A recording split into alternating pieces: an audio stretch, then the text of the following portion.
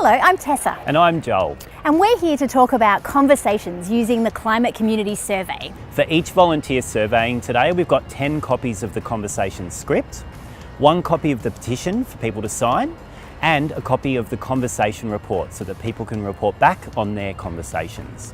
You can download all of these resources from our website. We want to achieve 3 things in these conversations. First, we want to listen to people's views. Second, we want to share an experience of our own that motivates us to act. Third, we want to build people's awareness of their role in the change that we need.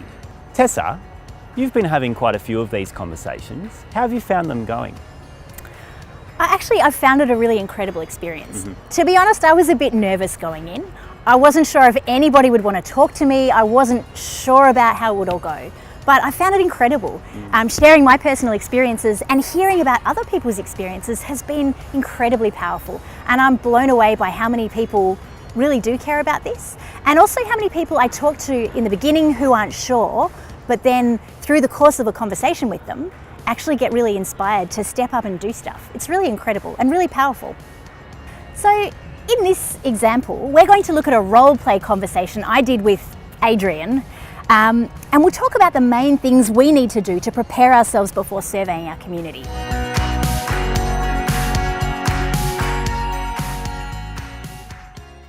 Excuse me, I'm volunteering today and hoping to get your opinion on climate change. Do you have a couple of minutes?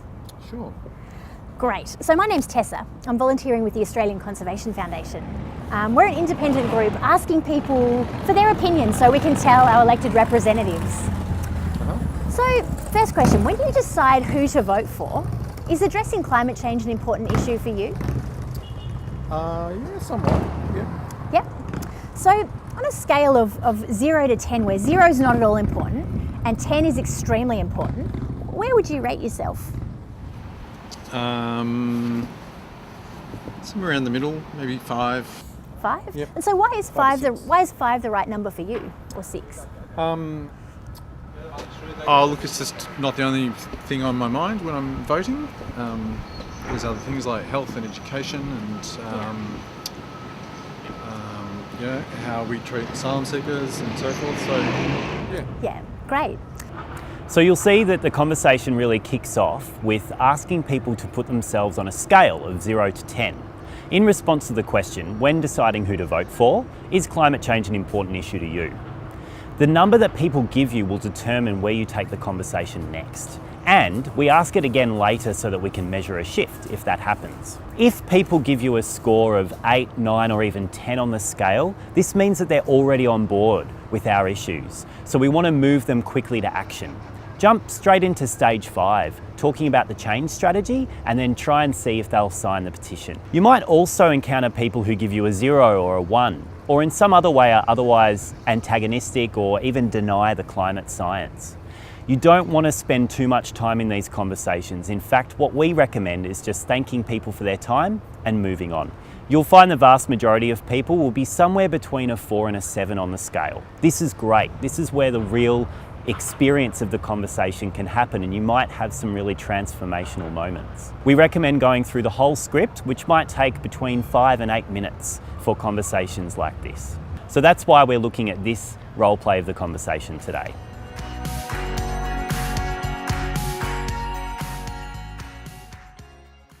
So, climate damage is here now and it's getting worse. What impacts of climate change concern you? I don't know, really. It's a bit sort of, it's a word not vague, abstract, isn't it? I know that ice caps are melting, but I can't see it. And what else? I don't know. What about you? Yeah, well, my aunt lives in a fire zone, and so bushfires is something that I'm really worried about a lot. Bushfires getting closer and closer to the suburbs. Yep. And also like extreme weather like floods, The heat all of waves. these type natural disasters that are just getting worse and worse. So digging up and burning coal is actually one of the biggest causes of climate change. It heats our planet and it harms people. Did you know that actually 90 of the world's, there are 90 companies globally who are responsible for 2/3 of the world's climate damage? Wow. And actually in Australia, actually just 10 companies are causing half of Australia's climate damage. Wow. It's kind of extraordinary, isn't it? It's full on. What do you know about the solutions that are out there already? Well, in terms of not burning coal, I know that we could do a lot more with wind and solar, energy in the country. Yeah. And yeah, I hear some dubious ideas around something called clean coal, which sound a bit crazy. We want to listen to people's views. How often is it that someone asks you what you think about an issue? When we create the space to listen to what people think, that builds trust and connection between us, and we want to make sure that people don't feel judged.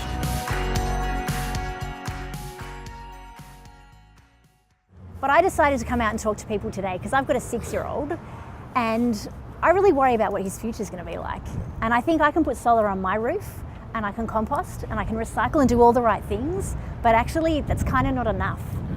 It's not really going to change the world, me on my own. So I worry about the kind of world that my kid's going to grow up in. And I actually worry about what it's like already today and how much worse it's going to get in the next few years. So that's why I decided, actually, I'm sick of composting and doing my own thing and our government kind of doing nothing about this. So that's why I'm out here talking and thinking especially about the next federal election and how it has to be a turning point. Like, it has to be enough is enough. Enough kind of dithering and not doing anything about this. It's been going on for a long time. Hasn't it? Yeah. Is there a person you love that you're worried about? I've got a young son too. He's 12.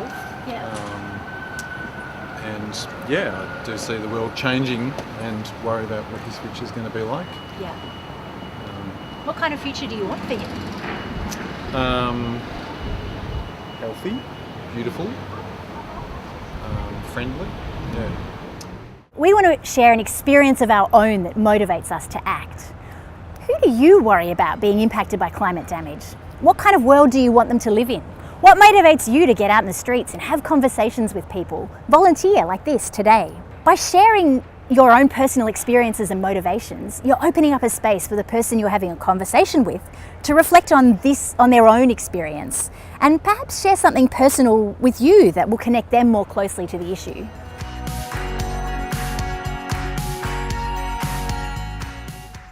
If your local member was standing right here with us today, what would you say to them about these issues? I'd definitely like them to support more solar and wind energy in this country. Yeah. That'd probably be my main ask. Yeah. So we already have the technology to power our lives with clean energy. Instead of burning polluting fuels like coal, how do you think we can convince our elected representatives to listen to us? Good question. I don't know. Any more than how to get them to listen to us more than they do already. Yeah. Well, I'm actually one of thousands of volunteers across the country having conversations just like this. And we're really aiming to listen to people and hear how they want our elected representatives to stop climate damage. So we know that if enough of us act together and if we tell the people running for government just how many people are willing to vote on this issue, the parties will have to step up and change their policies. We want to build people's awareness of their role in the change that we need. We're going to share our strategy with people. We're out there to have 1 million conversations before the next election. We need to raise our voices together in targeted strategic ways, and then finally, come election day, use our votes to vote for climate action.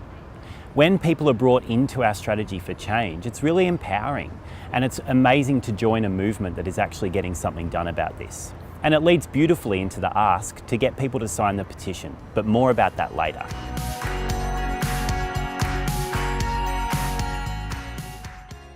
When we've had these kinds of conversations before, we've found that after having an opportunity to reflect on their views and have a bit of a chat and a bit of a think, sometimes people feel differently. So let's just revisit that scale for a moment. When you decide who to vote for, is addressing climate change an important issue to you? Yep. So on that scale of 1 to 10, where 0 is not at all important and 10 is actually really important, what number would you give yourself?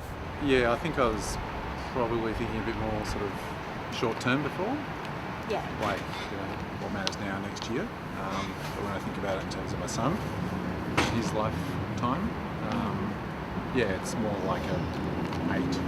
Yeah. So what makes you choose a different number now? Just like what I said, just kind of Yeah. thinking on a different timeline, thinking about someone other than myself. Yeah. Although I was kind of thinking of him as well before, but yeah. Great. Towards the end of the conversation, the script will take you through asking people again for their views on the scale from 0 to 10. Might look a little bit awkward on paper to ask them a second time, but I've actually found having conversations with people, they often reflect on how their views are changing. They often reflect on, wow, this is really making me think differently. So I found it's actually quite natural to ask people in the course of the conversation whether they're changing their views and ask them to give a number on the scale again. It's also really important to do this because we can capture data on how conversations are moving people, and it's really important to share this with our MPs to show just how powerful conversations are and to show how the conversation is shifting.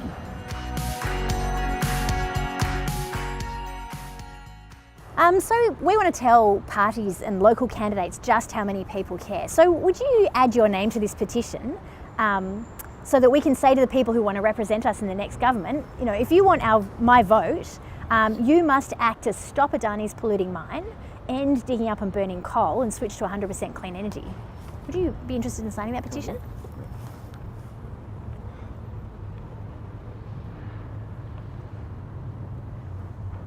Sure, okay.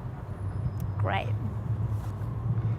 After the conversation, make sure you fill in the conversation report, whether or not they signed the petition. If they did sign the petition, make sure you put their first and second rating in the column provided. Of course, conversations are all different, and there's no such thing as a perfect conversation. I reckon next time, if I were to talk to Adrian, I would probably try to link his experiences and motivations a little bit more closely to mine, so build on his experiences. And I would also try to dig a little bit deeper into his motivations for caring, just to see if I can bring that out a bit more. Together we're aiming to have 1 million conversations, so every conversation really counts and we need to be able to measure that. If you're the host of your survey, please make sure that you collect every volunteer's petitions and conversation reports so that you can send them back to us. There are comprehensive instructions for this on our website. If you're volunteering and you're not the host, please make sure you give your conversation report and petitions to your host, but feel free to keep your survey scripts with your notes on them so that you can use them when you're having conversations with other people, particularly your local MP or other candidates in the lead up to the election. So get out there and have some conversations. See what people in your community think. 1 million conversations. We can't wait to hear how you go. Good luck. Good luck.